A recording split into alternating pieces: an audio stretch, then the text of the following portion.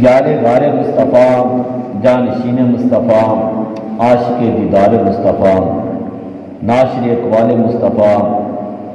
اور ساکن مزار مصطفیٰ، امیر المومنین، سید المتقین، اصدق الصادقین، افضل الخلق بعد الانبیاء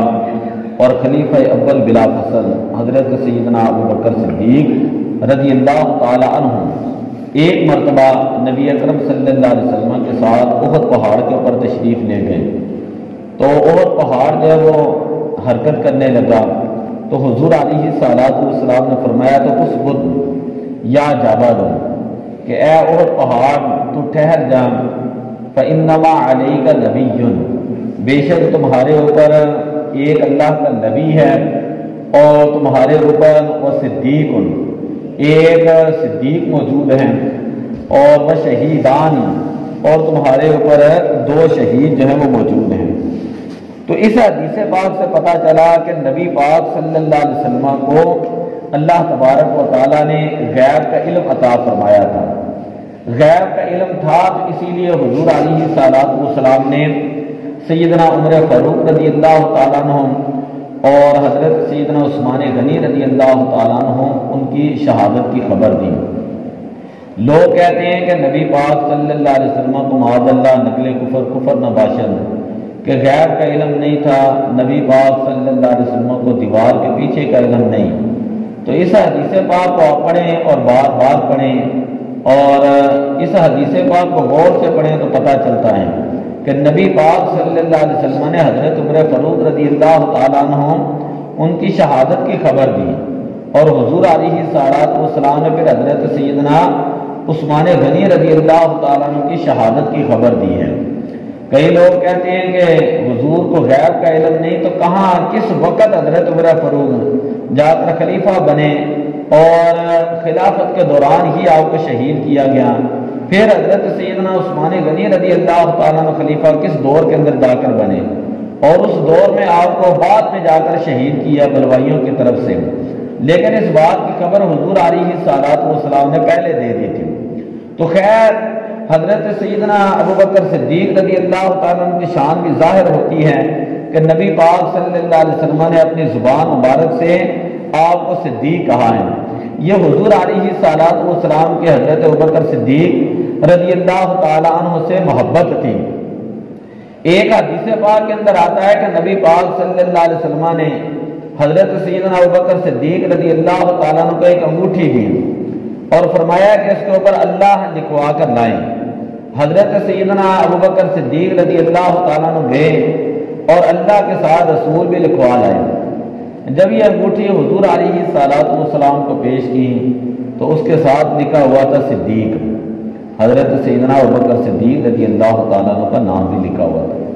تو حضور علیہ السلام نے فرمایا کہ اے ابوبکر،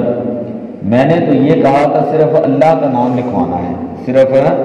اللہ کا نام لکھوانا ہے، تو تم نے اللہ کے نام کے ساتھ میرا نام بھی لکھوا لیا، اپنا نام بھی۔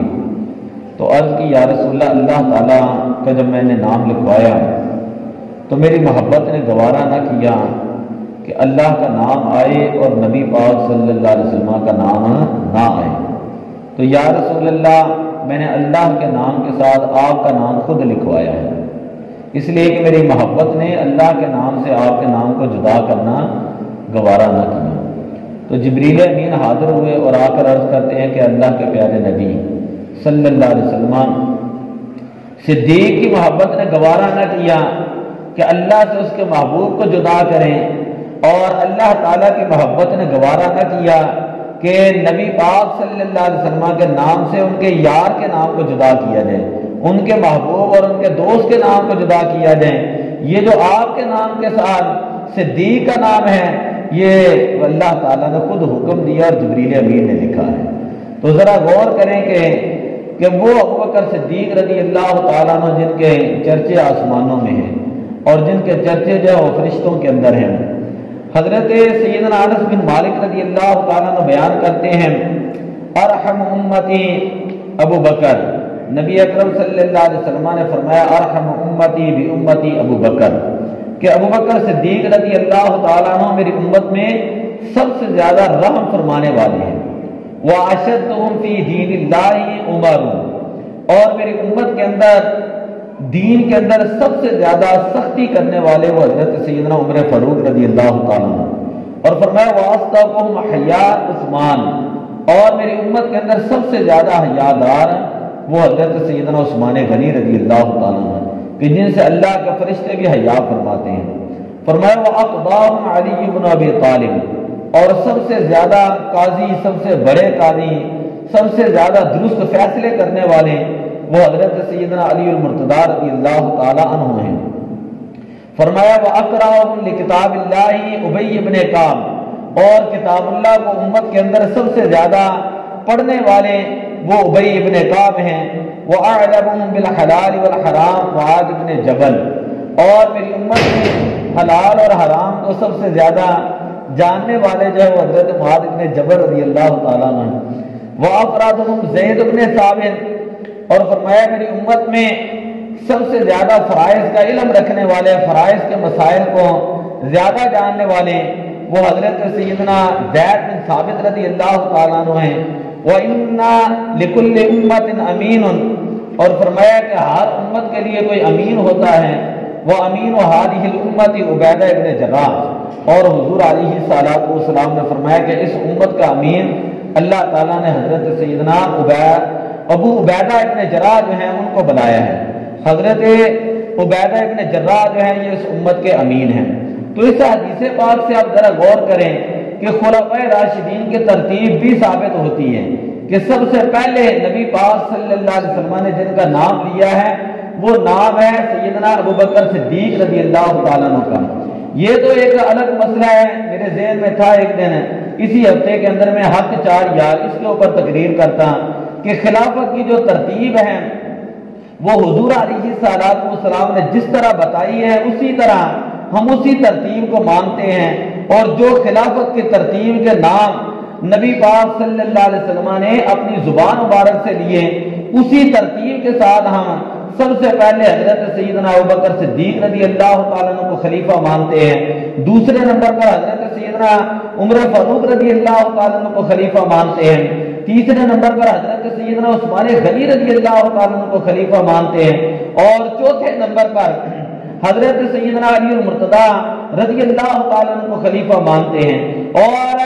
خلفائے راشدین میں سب سے افضل وہ ہم سیدنا ابوبکر صدیق رضی اللہ تعالیٰ عنہ کو مانتے ہیں۔ پچھلے جمعے میں نے جمعہ ہی اس موضوع کے اوپر پڑھایا کہ حضرت علی المرتضیٰ رضی اللہ تعالیٰ عنہ نے کس انداز کے اندر حضرت سیدنا ابوبکر صدیق رضی اللہ تعالیٰ عنہ کی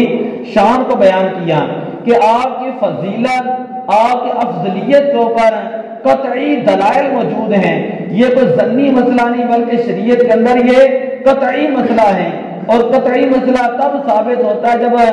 دلائل جو ہے وہ مضبوط ہوں۔ کمزور دلائل سے جو مسئلہ ثابت ہوتا ہے وہ مسئلہ جو ہے وہ ظنی ثابت ہوتا ہے۔ اسی لیے حضرت سیدنا ابوبکر صدیق رضی اللہ تعالیٰ عنہ کے بارے میں جب حضرت علی المرتضیٰ رضی اللہ تعالیٰ عنہ سے پوچھا گیا کہ آپ کا ان کے بارے میں کیا خیال ہے، تو حضرت علی المرتضیٰ رضی اللہ تعالیٰ نے فرمایا بارغنی ان اناسا یفضلونی، کہ مجھے یہ خبر پہنچی ہے کہ کچھ لوگ مجھے ابوبکر صدیق کے اوپر فضیلت دیتے ہیں اور مجھے حضرت سیدنا عمر فاروق کے اوپر جو فضیلت دیتے ہیں۔ لا یفضلنی احد علی ابی بکر و عمر الا جلدته حد المفترین، جو شخص مجھے ابوبکر صدیق اور عمر سے افضل مانے گا آپ نے فرمایا میں اس کے اوپر بہتان والی حد جاری کروں گا، یعنی 80 کوڑے جو میں اس کے اوپر لگاؤں گا۔ تو یہ اہل سنت و جماعت کا یہ جو عقیدہ ہے یہ ایسے نہیں کہ کہیں بازاروں سے ایسے ادھر ادھر سے پکڑ کے بنا لیا، بلکہ یہ وہ عقیدہ، اور اس سے یہ بھی ثابت ہوا کہ حضرت علی کے دور کے اندر ہی ایسے گروہ پیدا ہو چکے تھے کہ جو حضرت سیدنا ابوبکر صدیق رضی اللہ تعالیٰ عنہ کو خلیفہ اول نہیں مانتے تھے،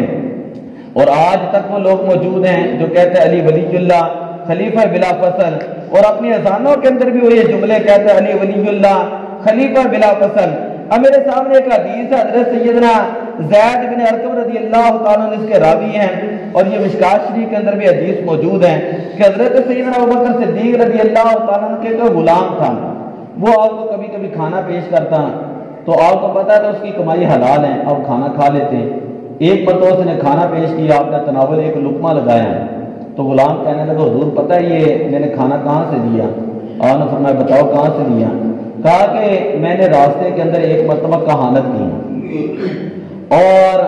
جس کو میں نے کوئی کہانت کی، کہانت کا مطلب یہ ہوتا ہے کہ ہاتھ دیکھ کر کسی کو کچھ بتانا، ستارے دیکھ کر کسی کو کچھ بتانا،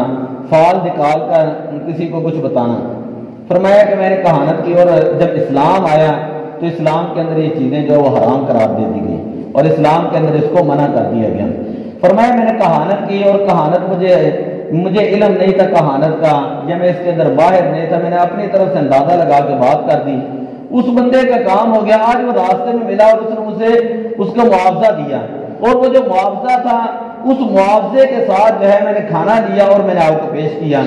حضرت سیدنا ابوبکر صدیق رضی اللہ تعالیٰ عنہ آپ نے اپنی انگلی ڈال کر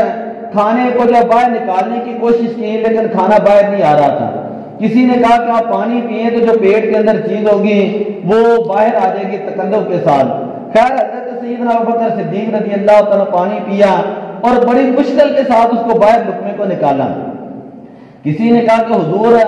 یہ بے علمی کے اندر اس طرح کا معاملہ ہو جاتا ہے، بندہ لقمہ کھا لیتا ہے، اس کے اندر ایسا حکم تو نہیں ہے؟ تو حضرت سیدنا ابوبکر صدیق رضی اللہ تعالیٰ فرماتے ہیں کہ مجھے نبی پاک صلی اللہ علیہ وسلم کی حدیث یاد آ گئی کہ جو جسم حرام مال سے بنتا ہے وہ جہنم کے قریب ہوتا ہے، اور فرمایا میں نہیں چاہتا تھا کہ میرے پیٹ کے اندر کوئی حرام ہے لقمہ رہے۔ ذرا آپ کا تقویٰ دیکھیں اور اللہ کا خوف دیکھیں، حلت اور حرمت کے مسائل کے اندر آپ کی گہری نظر ذرا دیکھیں۔ آج کے دور کے اندر جو لوگ یہ کہتے ہیں کہ ابوبکر صدیق رضی اللہ تعالیٰ نے خلافت کے اوپر قبضہ کر لیا، یا حضرت سیدنا ابوبکر صدیق رضی اللہ تعالیٰ نے باغ فدرت کے اوپر قبضہ کر لیا، یہ سراسر جو ہے یہ الزام تراشی ہے، اس کی کوئی حقیقت ہے نہیں، حقیقت کے ساتھ اس کا کوئی تعلق ہے نہیں۔ جو ابوبکر صدیق رضی اللہ تعالیٰ نے ایک لقمہ حرام کا وہ اپنے پیٹ میں نہیں رہنے دیتے ہیں اور حرام کا لقمہ برداشت نہیں کرتے ہیں، تو وہ کسی کی خلافت کے اوپر کیسے قبضہ کر سکتے ہیں؟ بلکہ خلافت کی وہی ترتیب ہے، مشکوٰۃ شریف کے اندر حدیث ہے، ایک عورت آئی آ کر عرض کی یا رسول اللہ میرے یہ مسئلہ ہے، حضور علیہ السلام نے مسئلہ بتایا، عرض کرنے لگی یا رسول اللہ اگر میں دوبارہ آؤں آپ نہ ملیں تو پھر میں کس کے پاس جاؤں؟ حضور علیہ السلام نے فرمایا تھا کہ میرے بعد جو ہے ابوبکر صدیق کے پاس جو ہے وہ چلے جانا۔ تیسری بات میں یہ کرنے لگا نیکیوں کے اندر سبقہ بھی۔ ہم نے 4 جمعے، یہ چوتھا جمعہ ابوبکر صدیق رضی اللہ تعالیٰ عنہ کی شان کے اوپر اور آخری جمعہ ہے۔ نیکیوں کے اندر سبقت کے اندر میں نے بے شمار احادیث بیان کی آپ کے سامنے کہ حضور علیہ السلام نے ایک مرتبہ فجر کی نماز پڑھی، اور فجر کی نماز کے فوراً بعد حضور علیہ السلام نے ارشاد فرمایا کہ کون ہے من اصبح منکم اليوم صائما، کہ آج تم میں سے روزے دار کون ہیں؟ حضرت ابوبکر صدیق عرض کر دی یا رسول اللہ میں۔ فرمایا من کان اطعم اليوم مسکینا، آج مسکین کو کھانا کس نے کھلایا؟ پھر فرمایا من عاد اليوم منکم مریضا، آج مریض کی عادت کس نے کی؟ پھر فرمایا من کان منکم یتبع الجنازۃ اليوم، کہ آج جنازے کی پیروی کس نے کی؟ جنازہ کون پڑھ کر آیا؟ تو ہر سوال کے جواب کے اندر حضرت سیدنا ابوبکر صدیق رضی اللہ تعالیٰ عنہ کھڑے ہوئے اور کہتے ہیں یا رسول اللہ میں نے یہ عمل کیا ہے۔ تو نبی اکرم صلی اللہ علیہ وسلم نے فرمایا جس شخص کے اندر یہ چیزیں اکٹھی ہو جائیں وہ شخص جو وہ پکا جنتی ہے، وہ پکا کیا ہے؟ جنتی ہے۔ اور ایک روایت کے اندر حضور علیہ السلام نے فرمایا کہ اللہ تعالیٰ نے جنت کے 8 دروازے بنائے ہیں۔ کتنے دروازے؟ 8 دروازے بنائے۔ فرمایا من کان من اہل الصلاۃ دعی من باب الصلاۃ، کہ جو نمازی ہوگا نماز والے دروازے سے بلایا جائے گا۔ ومن کان من اہل الجہاد دعی من باب الجہاد، اور جو مجاہد ہوگا اس کو جہاد والے دروازے سے بلایا جائے گا۔ ومن کان من اہل الصدقہ دعی من باب الصدقہ، اور جو سخی ہوگا اس کو سخاوت والے دروازے سے بلایا جائے گا۔ من کان من اہل الصیام دعی من باب الصیام، جو روزے دار ہوگا اس کو باب الریان سے بلایا جائے گا۔ تو حضرت سیدنا ابوبکر صدیق رضی اللہ تعالیٰ عنہ عرض کرتے یا رسول اللہ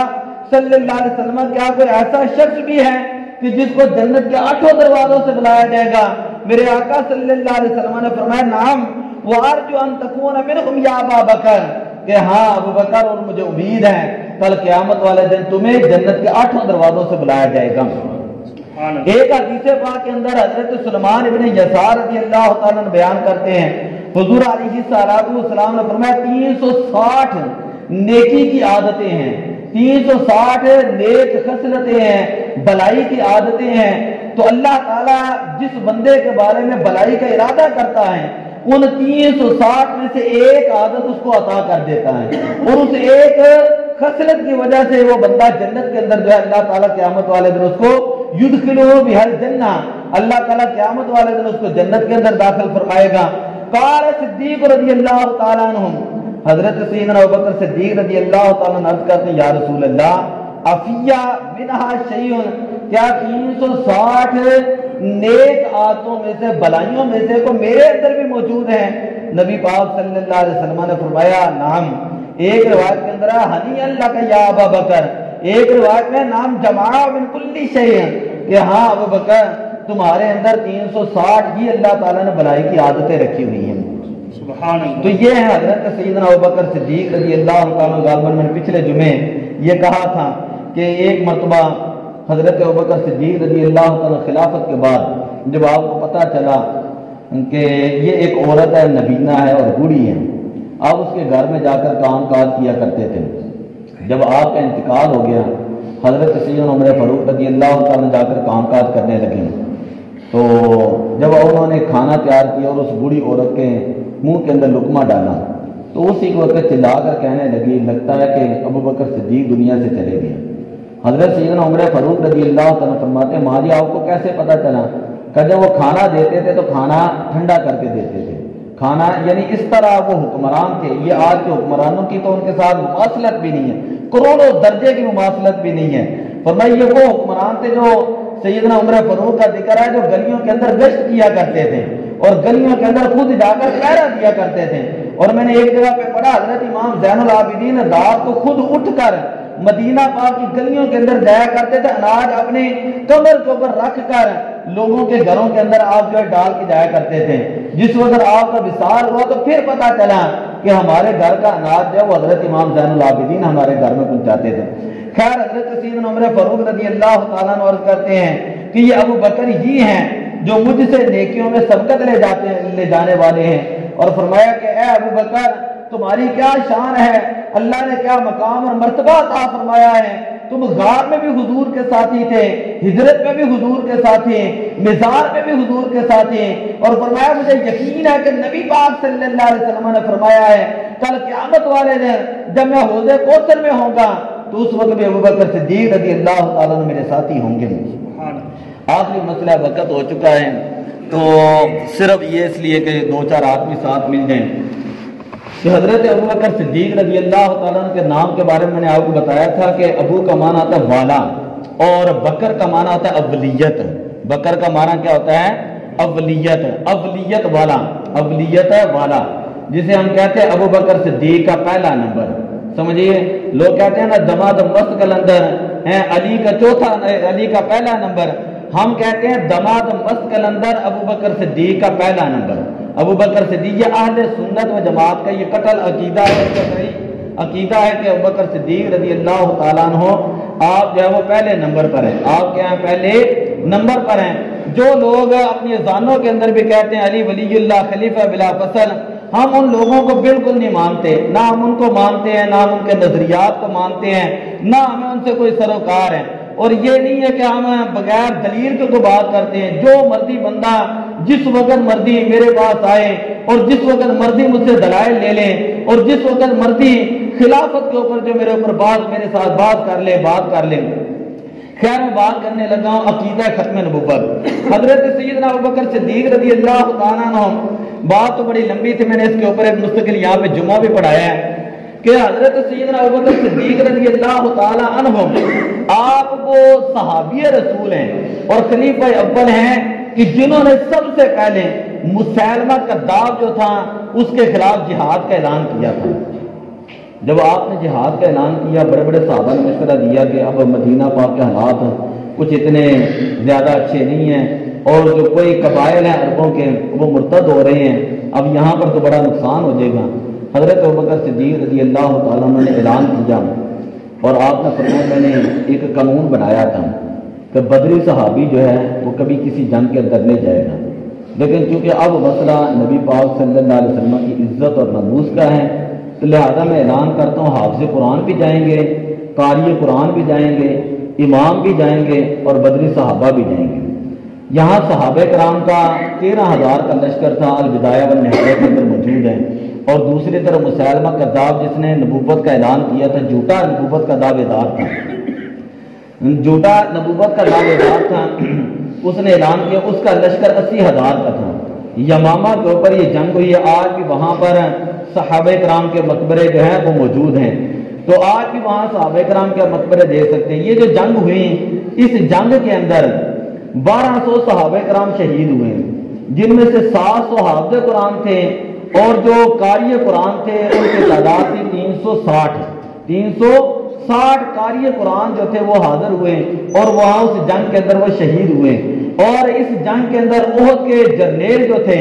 کہ احد کے بہادر صحابی حضرت ابو دجانہ رضی اللہ تعالیٰ عنہ وہ بھی شہید ہو گئے، اور اس امت کے جو سب سے بہترین قاری حضرت سالم، جن کی قراءت سن کر نبی پاک صلی اللہ علیہ وسلم کے چشمان مقدس سے آنسو آ جاتے تھے، تو آپ بھی وہاں حضرت ہمارا بیان کرتی ہے کہ میں نے دیکھا کہ صحابہ کرام زخموں سے چور ہیں، اور میں نے حضرت خالد بن ولید رضی اللہ تعالیٰ عنہ کو دیکھا کہ جسم کے اوپر کوئی ایسا حصہ نہیں تھا جہاں پر زخم کے نشان موجود نہ ہو، اور ان کے سر سے جب لہو یعنی خون بہ رہا تھا، اور میں نے دیکھا کہ خیموں کے اندر 2-2 3-3 صحابہ کرام جب آپس میں نماز پڑھ رہے تھے، جب نماز کا وقت آتا تھا، یعنی اتنی سخت ترین جنگ ہوئی، لیکن یہ جنگ کس لیے تھی؟ نبی اکرم صلی اللہ علیہ وسلم کی عزت کے لیے تھے، نبی اکرم صلی اللہ علیہ وسلم کے ناموس کے لیے تھے، اور حضور علیہ السلام کے ختم نبوت کے لیے تھے۔ آپ یوں کہہ سکتے ہیں کہ اس امت کے اندر ختم نبوت کے سب سے پہلے پہرے دار، اور ختم نبوت کے سب سے پہلے مجاہد، اور سب سے پہلے محافظ ناموس رسالت جن کو کہا جاتا ہے، ان کا نام ہے حضرت سیدنا ابوبکر صدیق رضی اللہ تعالیٰ عنہ۔ دعا اللہ تعالیٰ عمل کی توفیق عطا فرمائے۔